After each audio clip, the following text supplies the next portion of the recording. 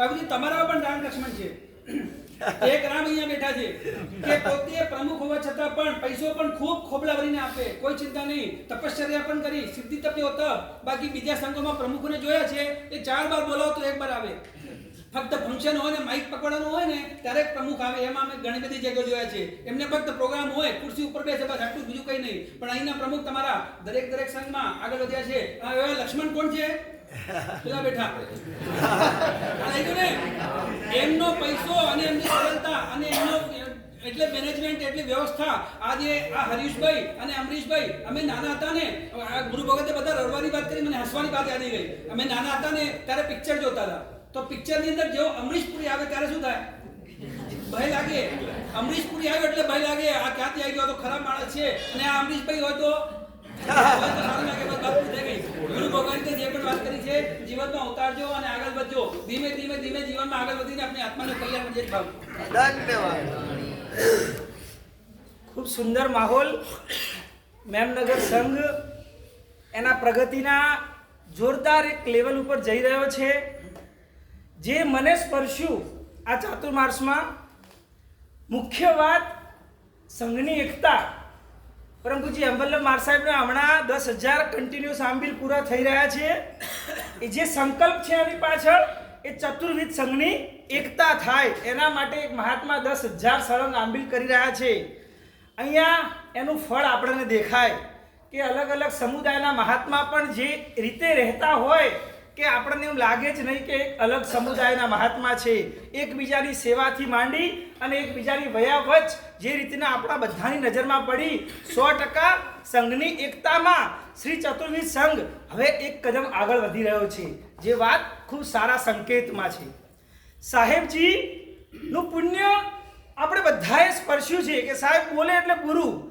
જ્યારે અમે લોકો ક્યારે સામાયિકના કપડામાં વ્યાખ્યાનમાં આવતા નહોતા, પણ મને હજી એ દિવસ યાદ છે કે સાહેબે કીધું કે કાલથી જેટલા હોય એટલા બધા વ્યાખ્યાનમાં આવો, તો સામાયિકમાં આવો.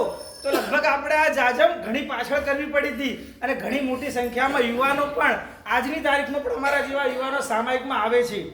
એટલે સાહેબનું પુણ્ય જબરજસ્ત છે. સાહેબના મોઢામાંથી શબ્દ નીકળે એટલે શ્રી સંઘ એને વહન કરે છે. પણ સામે સાહેબની નિર્લેપતા. અત્યારે પણ આપણે બધા બોલતા હતા, પણ સાહેબના જાપ એમના આંગળીના વેઢાથી ચાલુ જ હતા.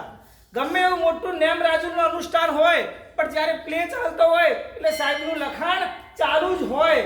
આ લેવલની જે વ્યક્તિની પુણ્ય સામ્રાજ્ય થઈ ગયું હોય કે જેમના નિશ્રામાં આ વર્ષે 4 સરીપાલી સંઘ હોય, 5 અઠ્ઠમ હોય, શિબિર હોય, એકદમ લાઈનસર અનુષ્ઠાનોની હારમાળા હોય, આટલી વિનંતીઓ હોય, છતાં પણ સ્વની આરાધનામાં પોતાનામાં જે અત્યારે ડૂબેલા રહેવું, આ બધાથી હું તો પર છું, હું તો એક સાધુ છું.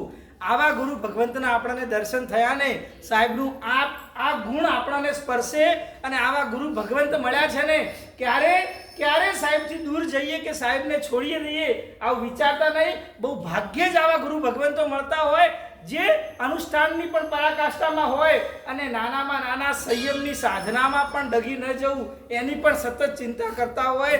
આ જે મને સ્પર્શ્યું છે કે અનુષ્ઠાનો સિદ્ધિ તપ છરીપાલી સંઘ, આપણા અનુષ્ઠાનો જોરદાર, આપણા સંઘની જાહો જલાલી જોરદાર. પણ મહાત્મા જોડે જઈએ ને એ તો એમનું જ્ઞાનની સાધનામાં જ હંમેશા ડૂબેલા હોય, જાપની સાધનામાં જ ડૂબેલા હોય.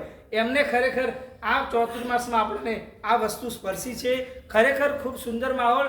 સાહેબને વિનંતી કરીએ કે સાહેબ આપે જે અનરાધાર કૃપા વરસાવીને અમે યુવાનોને તૈયાર કર્યા છે. પરમ દિવસે કે 3 દિવસ પહેલા ખાલી સાહેબે મેસેજ કરાવડાયો કે એક મીટિંગ કરવી છે. રાત્રે 9 વાગે લગભગ 25 થી 30 યુવાનો હાજર. સાહેબે યુવાનોને અનુષ્ઠાનના માધ્યમ દ્વારા જોડ્યા.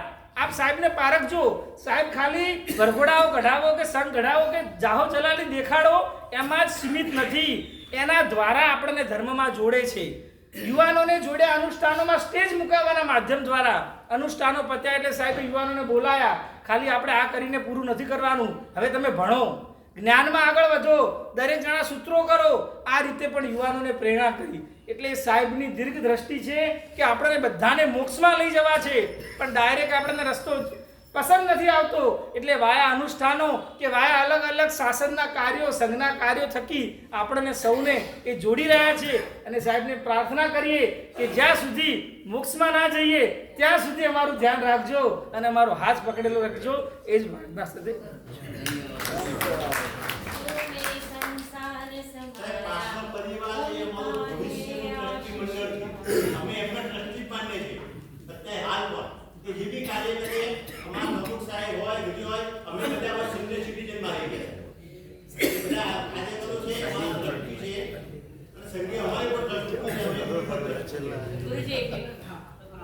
गुरु में संसार समाया उनका है आशीष पाया प्रभु ने खुद से भी ऊंचा गुरु का स्थान बताया ये गुरुवर तो ज्ञान के सागर है इनसे ही जन्नत है ये गुरुवर तो ज्ञान के सागर है इनसे ही जन्नत है गुरुवंदन क्षणी क्षमा समडो